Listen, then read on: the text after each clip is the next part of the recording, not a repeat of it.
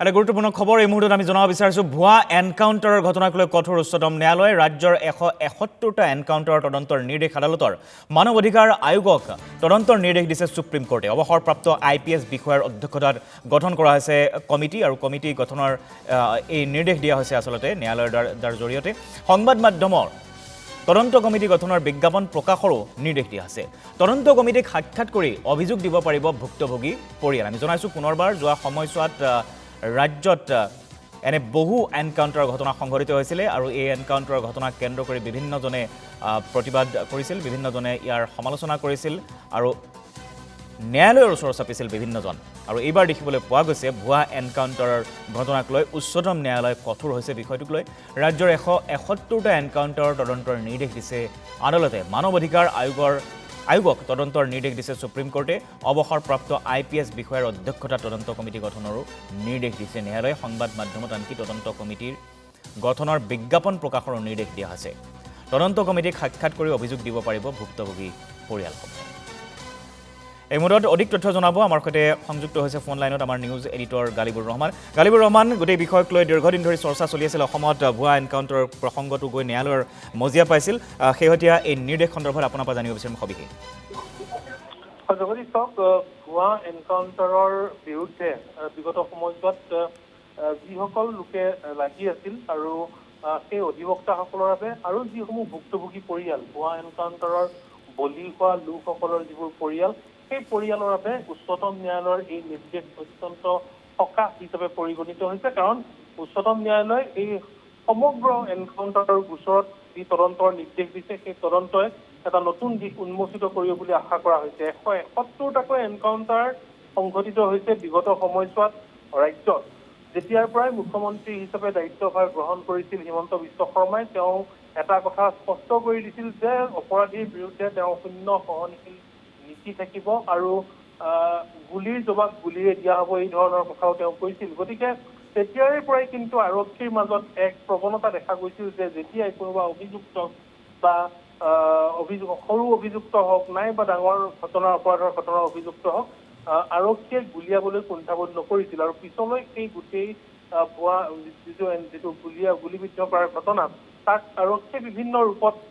তেওঁলোকে দাঙি ধৰিছিল যে এয়া তেওঁলোকে অভিযুক্তই গুলিয়াইছিল গতিকে তাৰ প্ৰত্যুত্তৰ দিবলৈ গৈ সেই এনকাউণ্টাৰ সংঘটিত কৰিবলগীয়া হ'ল এই ধৰণৰ কথাবোৰ কৈছিল আৰু পৰৱৰ্তী সময়ত বহুকেইটা ঘটনাৰ অনুসন্ধানত কেতবোৰ কেৰুণ ওলাইছিল আৰু এই কেৰুণবোৰৰ কাৰণে কেইবাজনো অধিবক্তাই আচলতে ভুৱা এনকাউণ্টাৰৰ বিৰুদ্ধে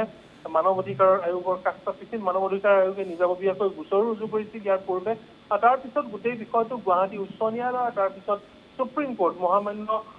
উচ্চতম ন্যায়ালয়ত দেশৰ সৰ্বোচ্চ ন্যায়ালয়ত ইয়াৰ পিটিশ্যন দাখিল কৰিছিল আবেদন দাখিল কৰিছিল এই ভুৱা এনকাউণ্টাৰসমূহৰ বিৰুদ্ধে গতিকে তাৰপিছত দীৰ্ঘদিনীয়া শুনানি চলি আছে আমি মাজে মাজে এই খবৰবোৰ অসমৰ ৰাইজক দি আছো যে এই ভুৱা এনকাউণ্টাৰৰ গোচৰৰ শুনানি কিবোৰ পৰ্যায় হৈছেগৈ সেই আটাইবোৰ খবৰ দি আছো আৰু আজিৰ যিটো নিৰ্দেশ সেই নিৰ্দেশটো অত্যন্ত গুৰুত্বপূৰ্ণ এগৰাকী অৱসৰপ্ৰাপ্ত IPS বিষয়াৰ অধ্যক্ষতাত সমিতি গঠন কৰিবলৈ সুপ্ৰিম কোৰ্টে নিৰ্দেশ দিছে আৰু সেই সমিতিখনে মানৱ অধিকাৰ আয়োগৰ অধীনত সেই কমিটিখনে মানৱ অধিকাৰ আয়োগৰ সেই কমিটিয়ে আচলতে অনুসন্ধান কৰিব তদন্ত কৰিব এই 171টাকৈ এনকাউণ্টাৰৰ ঘটনাৰ সেইবোৰ আচলতেই ভুৱা আছিল নে প্ৰকৃত এনকাউণ্টাৰ আছিল তদন্তত ওলাই পৰিব কাৰণ বিভিন্ন প্ৰচিডিউৰ কৰিবলগীয়া হয় সেই প্ৰচিডিউৰেল লেপছবোৰ হৈছিল নেকি তেনেধৰণৰ কথাবোৰৰ তদন্ত কৰিব আৰু লগতে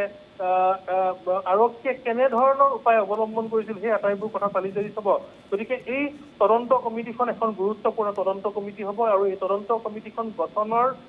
যিটো প্ৰক্ৰিয়া সেই কথা বাতৰি কাকত আৰু সংবাদ মাধ্যমত বিজ্ঞাপন যোগে প্ৰচাৰ কৰিবলৈ নিৰ্দেশ দিছে সুপ্ৰিম কোৰ্টে তাৰমানে এটা কথা আদালতে নিশ্চিত কৰিব বিচাৰিছে যে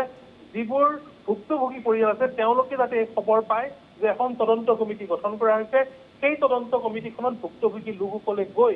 তেওঁলোকে নিজৰ অভিযোগ দাখিল কৰিব লাগিব নিজৰ সাক্ষ্যদান কৰিব লাগিব নিজৰ যিবোৰ পুঁজনি আছিল সেইবোৰ তেওঁলোকে অভিযোগ আকাৰে সেই তদন্ত কমিটিক দিব পাৰিব আপোনালোকৰ হয়তো মনত আছে যে 2023 চনৰ ডিচেম্বৰ মাহত যোৰহাটৰ তিতাবৰ এজন যুৱকক গুলিয়াই যুৱকক নিৰ্মমভাৱে অত্যাচাৰ কৰিছিল আৰু আৰক্ষী আৰু সেনাই অত্যাচাৰ কৰিছিল আৰু যোৰহাটৰে লিচুবাৰীৰ এটা গ্ৰেনেড বিস্ফোৰণৰ ঘটনাত আলফা লিংক দেখুৱাই পেলাই সেই যুৱকজনক আৰক্ষীয়ে মাতি নিছিল, সেনা বাহিনীক তেওঁক নিৰ্যাতন চলোৱা হৈছিল, আৰক্ষী থানাত তেওঁক নিৰ্যাতন চলোৱা হৈছিল। সেই যুৱকজনে পিছলৈ আত্মহত্যা কৰিছিল, কিন্তু যুৱকজনে বাৰম্বাৰ এটা কথা কৈ গৈছিল যে আৰক্ষীৰ অত্যাচাৰ সহিব নোৱাৰি তেওঁ সেই চুইচাইড কৰিছে। তেওঁৰ পৰিয়ালে এই অভিযোগ আনিছিল। সেই গোচৰটোতো কিছুদিন পূৰ্বে সুপ্ৰিম কোৰ্টে পুনৰ তদন্তৰ নিৰ্দেশ দিছে। সেই সময়ত যোৰহাটৰ SP আছিল, আৰক্ষী অধীক্ষক আছিল মোহনলাল মীনা, তেওঁৰ বিৰুদ্ধে গোচৰ ৰুজু কৰি তদন্তৰ নিৰ্দেশ দিছে সুপ্ৰিম কোৰ্টে। গতিকে এই গোটেই যিটো আৰক্ষী বা সেনা বাহিনীৰ যিটো এটা প্ৰৱণতা যে অসমীয়া যুৱকক নিৰপৰাধী যুৱকক আলফা সজাই উগ্ৰপন্থীৰ সৈতে জড়িত হৈ থকাৰ